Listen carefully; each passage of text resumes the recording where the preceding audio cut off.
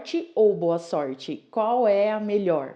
É isso que nós vamos descobrir através da resenha deste livro aqui, que se chama A Boa Sorte, dos autores Alex Rovira Selma e Fernando Trias de Bess. Me acompanhe então se você quer se desenvolver. Eu sou Angélica e você é muito bem-vindo. Bom, eu fiz algumas anotações aqui sobre esse livro, que assim, é um livro curto, um livro de 124 páginas.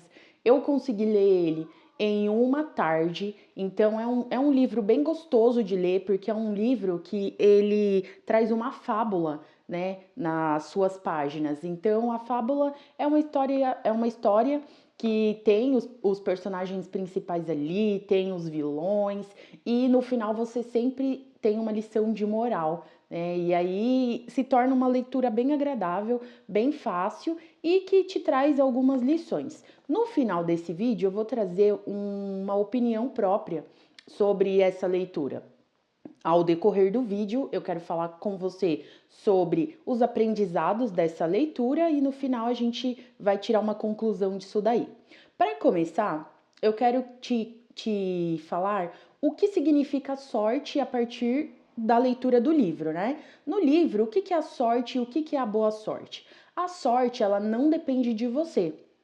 Ela é um fator externo e não é planejado, é fruto do acaso. Já a boa sorte, ela depende unicamente de você, é um fator interno, né? E ela é planejada. Você pode criar a sua boa sorte. É essa a mensagem principal que o livro traz, né? E a partir desse entendimento, o livro vai desenvolvendo essa fábula, então. No livro, a gente tem como personagens principais o Mago Merlin, né? Ele vai criar um desafio e a partir desse desafio vai se desenrolar toda a fábula da história. Nós temos também como personagens principais o Cavaleiro Cid, que é o Cavaleiro da capa branca, e o Cavaleiro Note, que é o Cavaleiro da capa preta. Então, qual seria o desafio? O Merlin, ele vai lançar um desafio no seu reino para a pessoa que encontrar o trevo de 4 folhas, que nascerá no bosque encantado. Essa pessoa, ela vai ter sorte ilimitada. E ao lançar esse desafio no seu reino, todos os cavaleiros, eles desistem, exceto o Cid e o Note. Eles se dispõem a ir procurar no bosque encantado esse trevo de 4 folhas. E detalhe que esse trevo de 4 folhas, ele vai nascer num período de 7 dias. Então esses dois cavaleiros, o Cid e o Note, eles têm 7 dias para localizar no bosque encantado esse trevo de 4 folhas. Ali na fábula, né, vão existir seres fantásticos, né, seres diferentes no bosque de 4 folhas, e esses dois cavaleiros, ao decorrer da fábula, eles vão encontrar com esses seres diferentes, né, com esses seres fantásticos que tem ali no bosque, vão entender como o bosque funciona a partir da visão de cada um desses seres fantásticos, e a partir daí eles vão tomando decisões diferentes, decisões distintas. Um vai ter a sorte e o outro vai ter a boa sorte. E nesse decorrer, né, dos acontecimentos, a gente vai aprendendo mais sobre o que realmente é a sorte e o que realmente é a boa sorte, tá? E vem cá, você pensa que não tem sorte? Bom, eu vou trazer para você quais são os traços, segundo o livro, da pessoa que pensa que não tem sorte, né? Traço 1 é esperar que os outros apresentem com a sorte. Traço 2 é procurar outras pessoas que confirmem sua forma de ver a vida. Traço 3 é se colocar na posição de vítima. Traço 4 é se eximir de toda responsabilidade pelo seu infortúnio. E o traço 5 é aceitar os desafios da vida com visão limitada, desprovida de paixões, de entusiasmo, da entrega, da generosidade e da confiança. O livro também traz dicas de como você buscar inspiração para saber o que está faltando para o seu objetivo dar certo. Quando você tem um objetivo e você se sente um pouco perdido ali, sem saber a direção que seguir, o que você deve fazer? No livro é falado que a perspectiva, a distância e a visão do horizonte sempre dão ideias úteis e inesperadas. Então, dependendo ali do seu ponto de vista, da sua posição na vida, né, da sua circunstância e da sua visão perante o seu objetivo, você sempre vai ter novas ideias, criatividade e vai descobrir formas de conseguir saber qual o próximo passo rumo ao seu objetivo. Essa ideia eu achei muito legal. Eu também consegui extrair como encontrar a pista para um bom caminho depois de fazer tudo o que está ao seu alcance. Sabe aquele momento em que você tem um objetivo e você já fez assim de tudo, né? Na sua cabeça, o que você tinha ao seu alcance, você fez e aí, agora você se sente sem norte, né? Sem uma direção. E aí no livro é falado que você pode, perceber a importância de valorizar e reconhecer o que já se alcançou. 2, permanecer disposto a saber onde ainda falta algo a fazer. E 3, visualizar, imaginar e sentir com riqueza de detalhes o seu objetivo já concluído. Então é falado bastante nesse trecho, né, sobre você encontrar pistas para um bom caminho depois de já ter tentado tudo. É falado bastante de você manter a esperança, manter a fé no seu propósito, né? De você continuar com a disposição do início ali, para que você não perca, né, o ritmo, o movimento, rumo ao seu objetivo. Então, eu achei bem legal essas dicas, tá? E aí, uma pergunta que, assim, eu acho crucial, porque a gente tem visto muito ultimamente, muitas histórias sobre pessoas que vêm contando tanto com a sorte, né? Que elas acabam sendo enganadas, acabam caindo em golpes, né? E a pergunta que não quer calar: por que muitas pessoas são enganadas pela sorte? Elas caem em golpes, em armadilhas, né? Por que que acontece isso? E aí tem algumas dicas aqui do livro, né?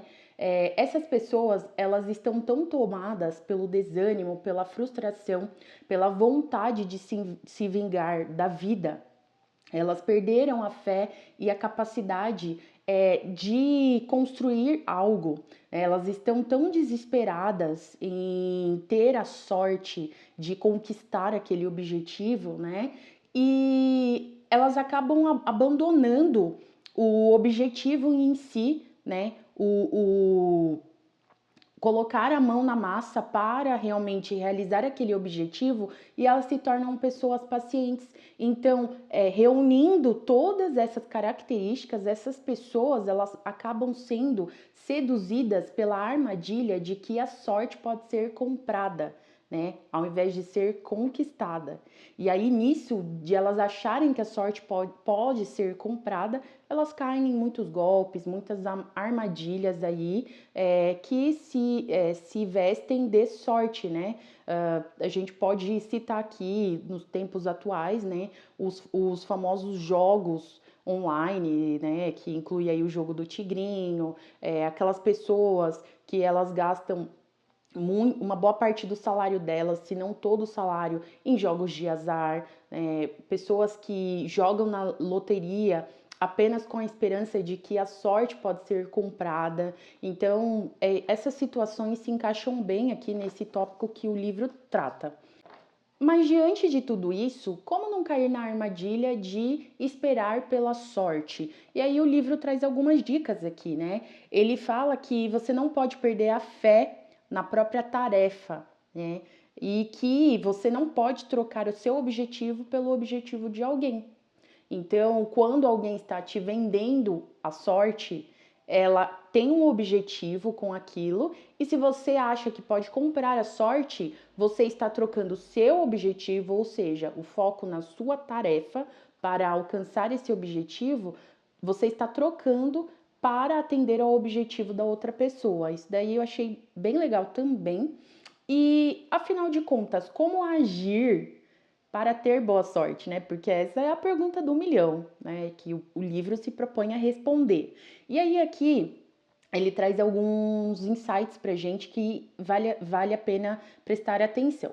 Ele fala que tanto faz o lugar ou a situação, você precisa se preparar para ter condições favoráveis para criar a sua boa sorte. Ele também fala que você não deve esperar a boa sorte. Na verdade, você deve fazer algo para alcançar a boa sorte.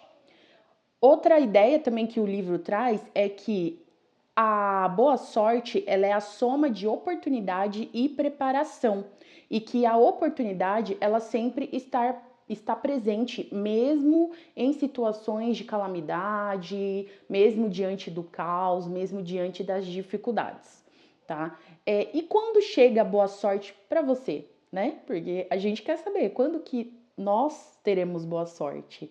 E aí o livro, ele fala o seguinte, que quando você cria as suas condições favoráveis, a boa sorte chega até você, né? Quando você se mantém fiel à sua tarefa, à sua missão e ao seu propósito, você encontra a boa sorte, né? Ela vai de encontro a você. Então agora eu quero trazer para você a minha conclusão do livro. Este é um livro bem gostoso de ler, tá?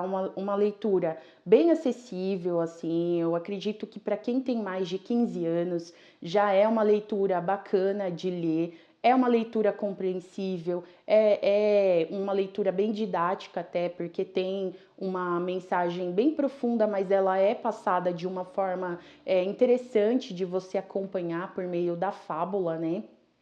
E essa fábula aqui, ela é contada para explicar sobre a vida em que os personagens iniciais do livro estão levando, né? No início do livro, a gente tem lá o Davi e o Victor. Ambos têm 64 anos, porém eles têm uma postura diante da vida muito diferente, né? E logo no início ali do livro vai se falar que o Davi é uma pessoa que está passando por dificuldades na vida, é uma pessoa que está abatida, que está cansada. Já o Victor é uma pessoa que teve muitas realizações na vida, então ele tem uma postura diferente em relação à vida, e inclusive é o Victor que conta toda essa fábula para o Davi, e no final da história ali, concluindo a fábula, o Davi ele tem uma compreensão de qual situação ele se encontra no momento, se ele teve sorte ou se ele teve boa sorte, e ele consegue ter uma clareza melhor do que levou ele a tomar certas atitudes na vida que não foram tão boas assim para o crescimento dele, para a vida dele. E aí, a minha conclusão é o seguinte: o livro, ele é um livro clichê, não adianta falar que não. Ele traz um tema que já foi muito explorado assim pela mídia, principalmente por esses livros que têm mais uma pegada assim empresarial, de motivação, né, para você ser um empreendedor. Tanto é que esse livro aqui, ele tem o prefácio de um empresário, né, José Olímpio Pereira, que ele é CEO do Credit Suisse Brasil, que é um banco, né? E aqui ele tem um trecho do prefácio, eu vou ler para você, que exemplifica muito bem qual que é, assim, a alma aqui do livro, né? E que é um livro que não deixa de ser também direcionado a pessoas que querem empreender, né? Que querem desenvolver esse espírito de arriscar, de confiar em si mesmo. E aqui ele fala assim: ir a eventos sociais é muito bom para quem quer encontrar uma companhia, fazer novos amigos ou estabelecer relacionamentos profissionais. É difícil criar acasos positivos quando se fica em casa à noite vendo televisão. No ramo empresarial, não dá para fazer um bom negócio sem se sentar a uma mesa de negociação. Achar que uma oportunidade não existe e não investir em persegui-la é certeza de não obter sucesso. Esse tema é muito bem explorado no livro que você tem em mãos. Ele conta com uma pequena fábula que encerra a mensagem de que podemos influir no nosso destino e criar pré-condições para casos positivos. Então, o livro é exatamente isso daqui, tá resumido por esse CEO, que é uma forma de te explicar que você é o responsável por criar condições favoráveis para que você alcance o seu objetivo. Eu não acredito nisso 100%, porque eu acredito que sim, você precisa se esforçar, você precisa agir, né, diante da sua situação. Se você quer conquistar um objetivo, você precisa sim entrar em um movimento. Ficar parado não vai te ajudar a crescer, não vai te ajudar a conquistar resultados diferentes na sua vida. Então você precisa ter movimentos diferentes, agir de forma diferente para colher resultados diferentes. Isso realmente é verdade, mas nós também sabemos que para algumas pessoas as oportunidades elas não vão ser a mesma, até porque você está partindo de um ponto de partida diferente da outra pessoa, né? As realidades são diferentes. Se a gente for falar em questões sociais, a gente sabe que no nosso país as realidades são muito diferentes. As pessoas não estão partindo do mesmo ponto de partida, então a gente não pode só achar que a oportunidade ela cai no colo das pessoas igual. Ela não cai igual. A oportunidade não é igual para todo mundo. Mas sim, as oportunidades estão ao nosso redor. O tempo todo a gente está lidando com problemas de outras pessoas e problemas que precisam de soluções. E às vezes as soluções que existem não são soluções que atendem a toda a população, né? E a gente pode, a partir desses problemas, desenvolver novas soluções e gerar novos resultados na nossa vida e na vida do próximo. Então, eu acho bem positivo essa visão do livro de estimular você a dar o movimento, de você não ficar parado, porque a gente vai aprendendo ao longo das decisões que o cavaleiro Cid e o cavaleiro Note vão tomando, que são decisões bem diferentes, porque que é o Note, ele decide por esperar a sorte, né? Então ele não faz nada de concreto para poder localizar esse trevo de 4 folhas. Já o Cid não. O Cid ele é proativo, e ele vai colhendo os dados, as informações com seres fantásticos ali do Bosque Encantado e ele vai tomando algumas atitudes que no final da fábula a gente vai entender que são atitudes muito positivas e que levou ele a encontrar o objetivo. Então, assim, essa fábula ela é bem interessante para você que precisa ter uma nova perspectiva na vida, para você que precisa encarar a vida com um novo olhar, uma nova visão, porque também não tem como você gerar um novo movimento na sua vida tendo a visão antiga, tendo as mesmas perspectivas, os mesmos paradigmas antigos. Então, esse livro ele vem para te abrir o olho, sabe? Para te informar que é necessário você ter novas perspectivas, é necessário você ter novos horizontes, você encarar a vida de uma nova forma para você gerar novos resultados na sua própria vida e criar a sua própria boa sorte. Não espere pela sorte, crie a sua sorte, que é a boa sorte. Então, essa, para mim, é a principal mensagem do livro.